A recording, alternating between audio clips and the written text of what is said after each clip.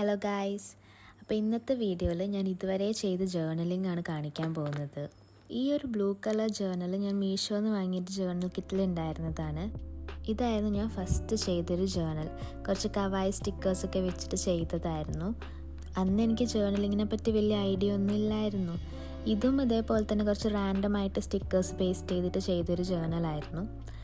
ഇതൊരു monthly journal എന്നുള്ള പോലെ ഞാൻ മാർച്ചിൽ ചെയ്തതായിരുന്നു. ഇതിൽ കംപ്ലീറ്റ് സപ്ലൈസും ആ ജേർണൽ കിറ്റിലുണ്ടായിരുന്നു തന്നെയായിരുന്നു. പിന്നെ ചെയ്തതൊരു കവായി ജേർണലാണ്. കുറച്ച് കവായി സ്റ്റിക്കേഴ്സ് തലങ്ങും വിലങ്ങും ഒട്ടിച്ച് കൊടുത്തിട്ട് റാൻഡമായിട്ട് ചെയ്തൊരു ജേർണലായിരുന്നു. അടുത്തതായിട്ട് ഞാൻ ചെയ്തതൊരു ബ്ലൂ തീംഡ് ജേർണലാണ്. കുറച്ച് ബ്ലൂ കളർഡ് സ്റ്റിക്കേഴ്സൊക്കെ ഒട്ടിച്ചിട്ട് കുറച്ച് എസ്തറ്റിക്കായിട്ട് ചെയ്യാനായിരുന്നു ഉദ്ദേശിച്ചത്. അടുത്തതായിട്ടൊരു വിൻറ്റേജ് ജേർണലായിരുന്നു ഞാൻ ചെയ്തത്.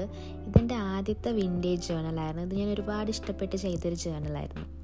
പിന്നെ ഞാൻ ചെയ്തത് ഒരു ഗ്രീൻ തീംഡ് ജേർണലായിരുന്നു. ഗ്രീൻ പാറ്റേൺ പേപ്പേഴ്സൊക്കെ വെച്ചിട്ട്. ഇതൊക്കെ ഞാൻ തന്നെ പ്രിൻ്റ് ഔട്ട് ചെയ്തെടുത്ത ജേർണൽ സപ്ലൈസ് ആണ്. അടുത്തതായിട്ടൊരു പിങ്ക് തീമിലുള്ള മന്ത്ലി ജേർണലായിരുന്നു ഞാൻ ചെയ്തത്.